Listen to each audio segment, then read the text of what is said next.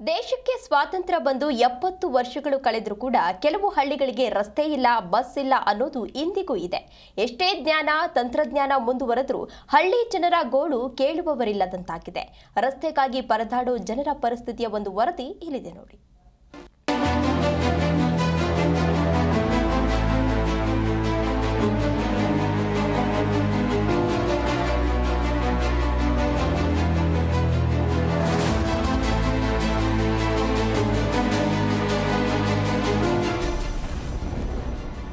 ಸ್ವಾತಂತ್ರ್ಯ ಬಂದು 70 ವರ್ಷ ಕಳೆದ್ರು ಡಾಂಬರ್ ಕಾಣದ ರಸ್ತೆ. ವಿಜಯನಗರದ ಪುಣ್ಯನಗರ ಗ್ರಾಮಸ್ಥರ ಗೋಳು ಕೇಳೂರಿಲ್ಲ. ಹೀಗೆ ಡಾಂಬರ್ ಕಾಣದೇ ಇರುವ ರಸ್ತೆ, ನಮಗೆ ರಸ್ತೆ ಬೇಕಿದೆ ಅಂತಿರೋ ಜನ, 2 ಕಿಲೋಮೀಟರ್ ರಸ್ತೆ ಮಾಡಲಾಗುತ್ತಿಲ್ಲ ಅಂತಿರೋ ಜನ, ಹೆರಿಗೆಗೆ ಹೆಣ್ಣು ಮಕ್ಕಳನ್ನ ಆಸ್ಪತ್ರೆಗೆ ಕರೆದುಕೊಂಡು ಹೋಗೋದು ಈ ರಸ್ತೆಯಲ್ಲಿ ಹೇಗೆ ಅಂತಿರೋ ಜನರು. ಈ ದೃಶ್ಯಗಳಿಗೆ ಸಾಕ್ಷಿಯಾಗಿದ್ದು ಹರಪ್ಪನಹಳ್ಳಿ ತಾಲೂಕಿನ ಪುಣ್ಯನಗರ ಗ್ರಾಮ. ವಿಜಯನಗರ ಜಿಲ್ಲೆಯ ಹರಪ್ಪನಹಳ್ಳಿ ತಾಲೂಕಿನ ಪುಣ್ಯನಗರ ಗ್ರಾಮದ ಜನರು ನಮಗೆ 2 ಕಿಲೋಮೀಟರ್ ರಸ್ತೆ ಮಾಡಿಕೊಡಿ ಅಂತ ಅಳಲನ್ನ ತೋಡಿಕೊಂಡಿದ್ದಾರೆ.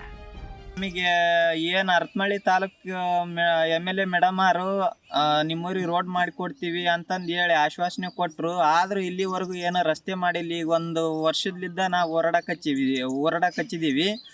ಆದರೆ ಯಾವುದೇ ಕಾರಣದಿಂದ ಮಾಡ್ತೀವಂತ ಹೇಳ್ತಾರೆ ಹೊರತು ಏನೋ ರಸ್ತೆ ಮಾಡಿಕೊಡಂಗಲ್ಲ. ನಮಗೆ ಮಳೆಗಾಲದಲ್ಲಿ ಹೆರಿಗೆ ಹೆಣ್ಮಕ್ಳಿಗೆ ಕರ್ಕೊಂಡು ಹೋಗೋದು ತೊಂದರೆ, ಶಾಲಾ ಹುಡ್ರಿಗೆ ಕರ್ಕೊಂಡು ಹೋಗೋದು ತೊಂದರೆ ಆಗುತ್ತೆ. ಎಲ್ಲರಿಗೆ ಪ್ರತಿಯೊಬ್ಬರಿಗೆ ತೊಂದರೆ ಆಗುತ್ತೆ ನಮ್ಮೂರಲ್ಲಿ. ರಸ್ತೆ, ನೀರು, ಮೂಲ ಸೌಕರ್ಯಕ್ಕಾಗಿ ಕೋಟಿ ಖರ್ಚು ಮಾಡುವ ರಾಜ್ಯ ಸರ್ಕಾರ ವಿಜಯನಗರ ಜಿಲ್ಲೆ ಹರಪ್ಪನಹಳ್ಳಿ ತಾಲೂಕಿನ ಮುತ್ತಗಿ ಗ್ರಾಮ ಪಂಚಾಯಿತಿ ವ್ಯಾಪ್ತಿಯಲ್ಲಿರುವ ಪುಣ್ಯನಗರ ಗ್ರಾಮದ ಜನರು ಮಾತ್ರ ಇವೇನೂ ಇಲ್ಲದಂತೆ ಗೋಳಾಡುವಂತಾಗಿದೆ. ಕೇವಲ 2 ಕಿಲೋಮೀಟರ್ ರಸ್ತೆಗಾಗಿ DC ಶಾಸಕರಿಗೆ ಅಲೆದಾಡಿದ್ರು ಉಪಯೋಗವಿಲ್ಲ ಅಂತಾರೆ ಗ್ರಾಮಸ್ಥರು. ನಾವು DC ಕಂಡವಿ, ತಾಯಿ ಕಂಡವಿ, ಎಲ್ಲ 4-5 ಅರ್ಜಿ ಕೊಟ್ಟವಿ. ಅವರು DC ಅವರು ನೋಡ್ರಿ ಮಾಡಿಕೊಡ್ತಾವ್ರಿ. PDO ಅವ್ರು ಕರೆ ಕಳಿಸಿ ಎಲ್ಲರಿಗೆ ಕರೆ ಕಳಿಸಿ ಮಾಡಿಕೊಡ್ತಾವಪ್ಪ ಎಷ್ಟಿದ್ರು ಅಂತಂದರು. ಇನ್ನಾದರೂ ಕೂಡ ನಮಗೆ ಅದು ಏನು ಅನ್ನೋದು ತಿಳಿಸ್ವಲ್ರು, ಬರುವಲ್ರು. TC ತ್ಯಾಲೆ ನೋಡಿದ್ರೆ ಹಿಂಗೈತಿ, ಟ್ಯಾಂಕಿ ತ್ಯಾಲೆ ಎಲ್ಲ ಚರಂಡಿ ಎಲ್ಲ ಆಪ್ ಬೆಳೆದು ಎಲ್ಲ ನೋಡ್ರಿ. ಈಗ 7 ಸಲ ಮಾತಾಡೇವಿ. ಅವರು ಬರುವಲ್ರು, ಮಾಡ್ಕೊಬಲ್ರು.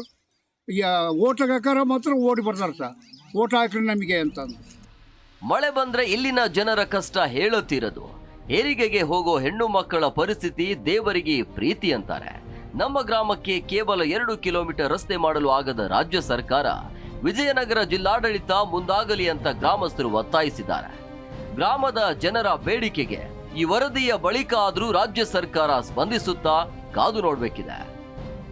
ಮಂಜುನಾಥ್ ಹಿರೇಮಠ್, ಜಿ ಕನ್ನಡ ನ್ಯೂಸ್, ವಿಜಯನಗರ.